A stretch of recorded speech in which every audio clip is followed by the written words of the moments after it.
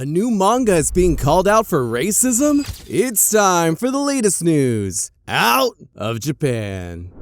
How crazy does your manga have to be to make the entire anime-manga community crash out after a single chapter? I mean, we've seen crazy stuff in manga before. A lot, in fact. But not many of these works manage to enrage the majority of people who've read it, especially right from chapter 1. It's ironic that the manga at the center of the story is called Drama Queen, because within hours of its release, the explosive reactions it sparked turned much of the manga community into exactly that. So, let's get right to the big questions. What is this manga story? What exactly are fans saying about it? Why does it anger the fans so badly, and is it really worth all the drama? In the world of Drama Queen by Kuroku Ichikawa, aliens saved the Earth from a giant meteorite that threatened to destroy the planet 9 years earlier, and since then, they'd inhabited the Earth. In the current year, there's about 17 million of them on the Earth, with over 60,000 of those in Senu, the city where the main character, Nomomoto, lives and gets constantly provoked by aliens. The world received next-level technology from these aliens, and even spaceflight became so easy that people could casually go to the moon like a brunch spot.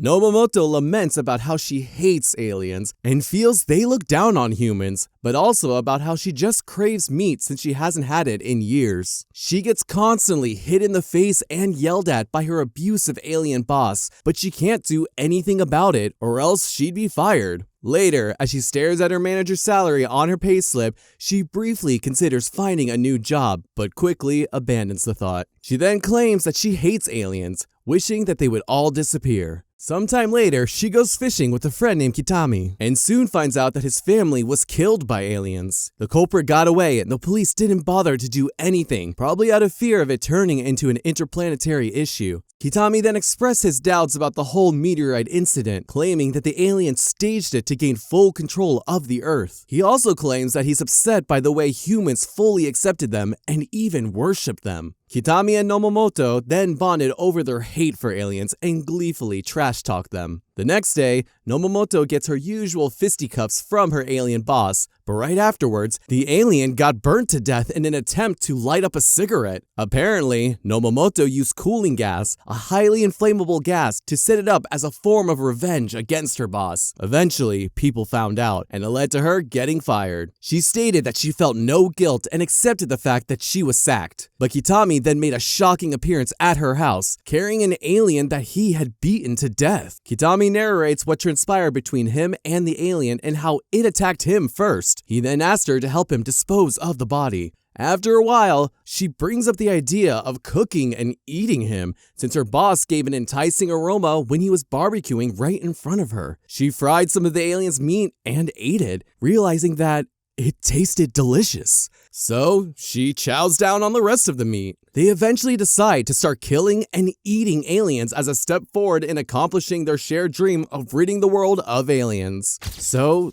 that's it. The first chapter of Drama Queen that started a fire on Twitter and other social platforms. Fans have particularly taken offense to how the main characters, Kitami and Nomomoto, are portrayed based on their hatred of aliens. Many are even going as far as calling this manga racist. A fan said, "Okay, I thought people were exaggerating, so obviously I became part of the problem and clicked on it out of curiosity.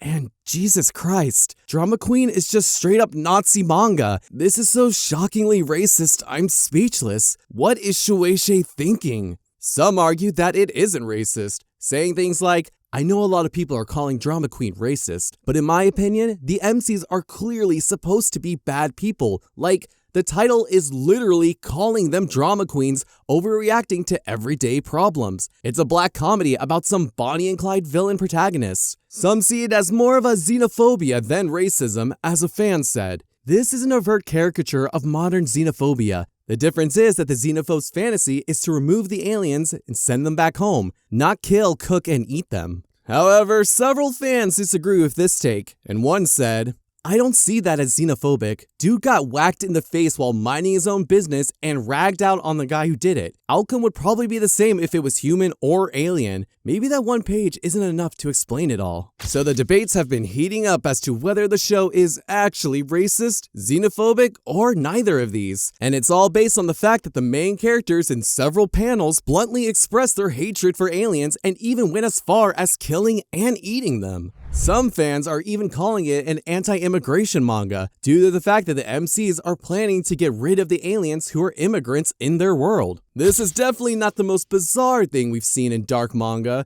because series like Berserk, Gantz, Fire Punch, and even Chainsaw Man literally exist. But I guess fans didn't find the content of those as offensive and jarring as this. The problem here is that people on social media often struggle to separate fiction from reality, which is why dark works like these tend to provoke a certain subset of fans online. This is similar to a time when manga fans were losing their cool about the whole demon versus humans feud in Frieren, and how certain characters over there acted a bit too hateful towards the opposing species. So yes, fans in the community are known for jumping into the racism shouts when a character hatefully kills certain characters from a different race or species. But in this case, it may not entirely be what the creator is trying to portray. Kataku is probably trying to make a unique and crazy allegory which focuses more on anti-colonialism than the negative labels which fans are giving it. Yes, the main characters did commit crimes, but at this point, what really matters is how the story is told going forward. If the author puts in actual efforts to make the story more compact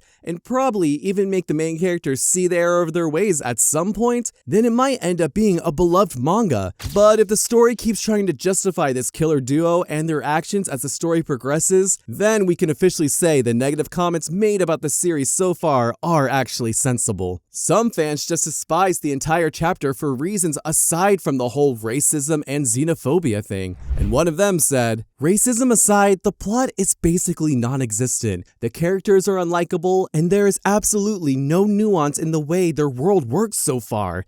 It's uninteresting. It's also weird as hell, but not in a good way." This fan is just wrong on many cylinders, because the fact that the story got this many people talking about it just from the first chapter shows that it's indeed an interesting manga. Another fan came out begging the haters to let the creator fully actualize his story before running it to the ground with these debates. For the love of God, guys, please don't damn it to hell yet. The author has a critically acclaimed one-shot and the name is literally Drama Queen. Give it a chance to make a twist, man. This is a reasonable appeal because if this heat continues, who knows? The series could get axed because of controversy. But we honestly doubt that would be the situation, because it's a safe bet that the story would eventually reach a point that satisfies fans, or at least make them see more aspects of its writing besides the controversial bit. Despite what many fans say, this story has a lot of potential, and those that see this are already calling it peak, while others are hoping for some big twist in the coming chapters, which could be Nomomoto becoming a superpowered alien being, following the trend of anime MCs who turned into what they ate.